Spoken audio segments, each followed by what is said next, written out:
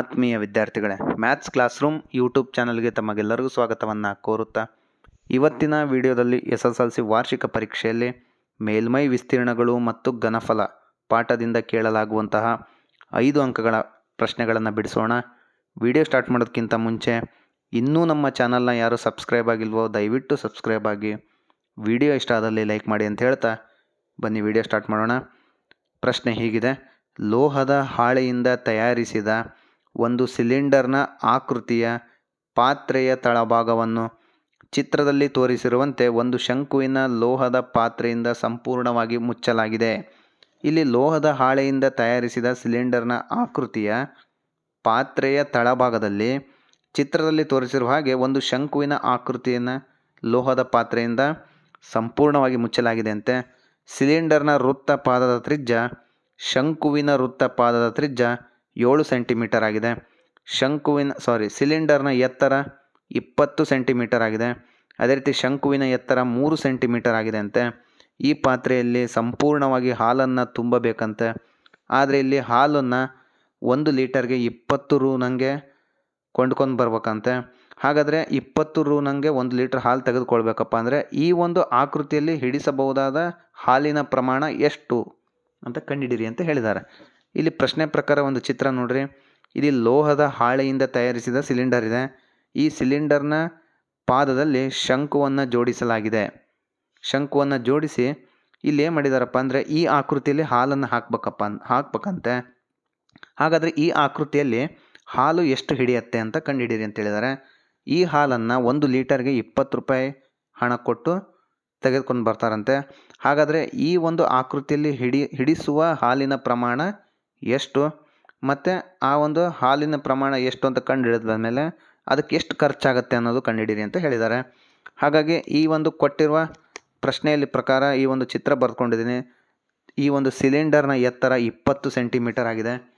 ಈ ಒಂದು ಶಂಕುವಿನ ಎತ್ತರ 3 ಸೆಂಟಿಮೀಟರ್ ಆಗಿದೆ. ಸಿಲಿಂಡರ್ನ ಪಾದದ ತ್ರಿಜ್ಯ ಶಂಕುವಿನ ಪಾದದ ತ್ರಿಜ್ಯ 7 ಸೆಂಟಿಮೀಟರ್ ಆಗಿದೆ. ನೆನಪಿರಲಿ, ಶಂಕುವಿನ ಎತ್ತರ 3 ಸೆಂಟಿಮೀಟರ್ ಇದೆ. ಇಲ್ಲಿ ಏನು ಕೇಳಿದಾರಪ್ಪ ಅಂದರೆ ಈ ಪಾತ್ರೆಯಲ್ಲಿ ಸಂಪೂರ್ಣವಾಗಿ ಹಾಲನ್ನು ತುಂಬಲು 1 ಲೀಟರ್ ಹಾಲಿಗೆ 20 ರೂಪಾಯಿ ಹಣ ಬೇಕಂತೆ. ಹಾಗಾದರೆ ಇಲ್ಲಿ ಎಷ್ಟು ಲೀಟರ್ ಹಾಲು ಹಿಡಿಯುತ್ತೆ? ಈ ಒಂದು ಪಾತ್ರೆಯಲ್ಲಿ ಎಷ್ಟು ಲೀಟರ್ ಹಾಲು ಹಿಡಿಯುತ್ತೆ?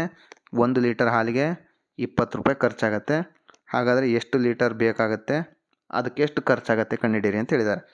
ಇಲ್ಲಿ ನಾನು ಕೆಳಗಡೆ ಕೆಲವೊಂದಿಷ್ಟು ಅಂಶಗಳನ್ನು ಬರ್ಕೊಂಡಿದ್ದೀನಿ. ಸಿಲಿಂಡರ್ನ ಪಾದದ ತ್ರಿಜ್ಯ 7 ಸೆಂಟಿಮೀಟರ್.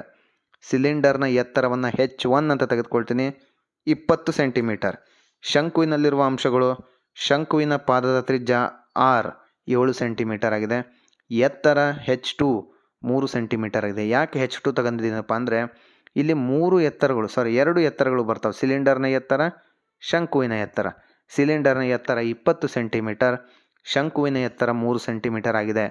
ಇಲ್ಲಿ ಘನಫಲವನ್ನು ಕಂಡುಹಿಡಿಬೇಕಾಗಿರೋದ್ರಿಂದ ಘನಫಲನೇ ಅಂದರೆ ಇಲ್ಲಿ ಈ ಒಂದು ಆಕೃತಿಯಲ್ಲಿ ಹಾಲನ್ನು ಹಾಕಬೇಕಂತೆ. ಹಾಗಾಗಿ ಇಲ್ಲಿ ಘನಫಲವನ್ನು ಕಂಡುಹಿಡಿಬೇಕು.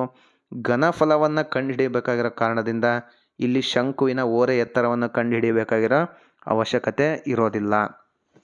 ಹಾಗಾಗಿ ಪಾತ್ರೆಯ ಘನಫಲ ಸಿಲಿಂಡರ್ನ ಘನಫಲ ಮೈನಸ್ ಶಂಕುವಿನ ಘನಫಲ. ಇಲ್ಲಿ ಯಾಕೆ ಮೈನಸ್ ಮಾಡಿದ್ದೀನಪ್ಪ ಅಂದರೆ ಆಕೃತಿಯ ಒಳಗಡೆ ಈ ಒಂದು ಸಿಲಿಂಡರ್ನ ಒಳಗಡೆ ಶಂಕುನ ಕೂರಿಸಿದ್ದಾರೆ. ಇನ್ ಕೇಸ್ ಈ ಒಂದು ಆಕೃತಿಯಲ್ಲಿ ಶಂಕು ಹೊರಗಡೆ ಇತ್ತಪ್ಪ ಅಂದರೆ ಪ್ಲಸ್ ಶಂಕುವಿನ ಘನಫಲ ಆಗೋದು. ಆದರೆ ಈ ಶಂಕು ಸಿಲಿಂಡರ್ನ ಒಳಗಡೆ ಇರೋದ್ರಿಂದ ಸಿಲಿಂಡರ್ನ ಘನಫಲ ಮೈನಸ್ ಶಂಕುವಿನ ಘನಫಲ ಆಗುತ್ತೆ. ಮೊದಲಿಗೆ ಸಿಲಿಂಡರ್ನ ಘನಫಲದ ಬೆಲೆಯನ್ನು ನಾನು ಕಂಡುಹಿಡ್ಕೊಳ್ತೀನಿ. ತದನಂತರ ಶಂಕುವಿನ ಘನಫಲದ ಬೆಲೆಯನ್ನು ಕಂಡುಹಿಡ್ಕೊತೀನಿ.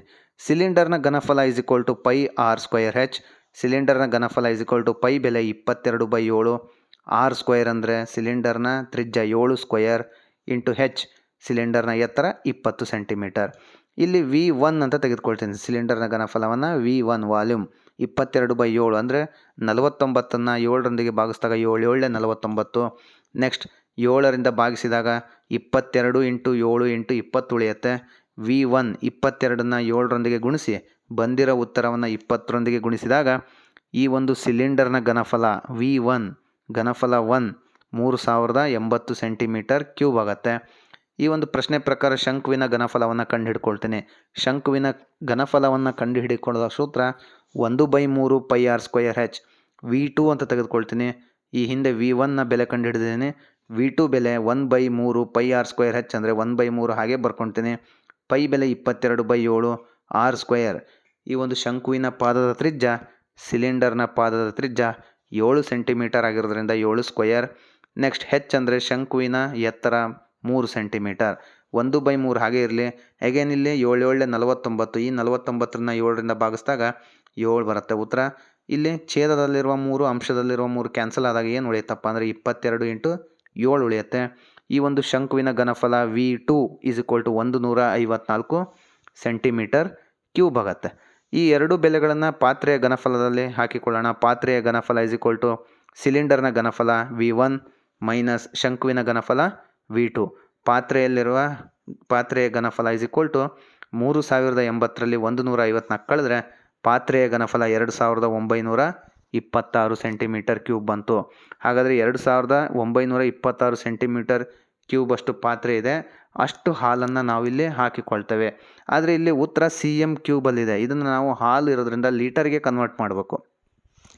1 ಲೀಟರ್ಗೆ 1000 ಮಿಲಿ ಲೀಟರ್ ಆಗಿರೋದ್ರಿಂದ ಇಲ್ಲಿ 2926 ಸೆಂಟಿಮೀಟರ್ ಕ್ಯೂಬನ್ನು ಲೀಟರಿಗೆ ಕನ್ವರ್ಟ್ ಮಾಡಿದಾಗ ಪಾತ್ರೆಯಲ್ಲಿರುವ ಹಾಲಿನ ಪ್ರಮಾಣ 2926 / 1000. 1 ಲೀಟರ್ಗೆ 1000 ಮಿಲಿ ಲೀಟರ್ ಇರೋದ್ರಿಂದ ಹಾಲಿನ ಪ್ರಮಾಣ ಈ ಒಂದು ಪಾತ್ರೆಯಲ್ಲಿ ಹಿಡಿಸುವ ಹಾಲಿನ ಪ್ರಮಾಣ ಎಷ್ಟಪ್ಪ ಅಂದರೆ 2.926 ಲೀಟರ್ನಷ್ಟು ಹಾಲನ್ನು ಈ ಪಾತ್ರೆಯಲ್ಲಿ ತುಂಬಬಹುದು.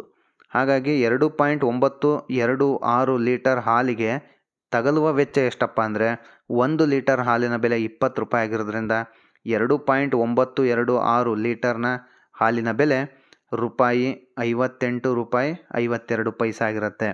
ಇದಿಷ್ಟು ಮೇಲ್ಮೈ ವಿಸ್ತೀರ್ಣಗಳು ಮತ್ತು ಘನಫಲ ಪಾಠದಿಂದ ಇಲ್ಲಿ ಒಂದು ಸಮಸ್ಯೆಗಳನ್ನ ಬಿಡಿಸಿದ್ದೇನೆ. ಮುಂದಿನ ವಿಡಿಯೋದಲ್ಲಿ ಇನ್ನೂ ಹೆಚ್ಚು 5 ಅಂಕಗಳ ಪ್ರಶ್ನೆಯನ್ನು ಬಿಡಿಸ್ತೇನೆ ಅಂತ ಹೇಳ್ತಾ, ವಿಡಿಯೋ ಇಷ್ಟ ಆದಲ್ಲಿ ಲೈಕ್ ಮಾಡಿ, ಸಬ್ಸ್ಕ್ರೈಬ್ ಆಗಿ ಅಂತ ಹೇಳ್ತಾ ವಿಡಿಯೋ ಮುಗಿಸ್ತಾ ಇದ್ದೇನೆ. ಧನ್ಯವಾದಗಳು.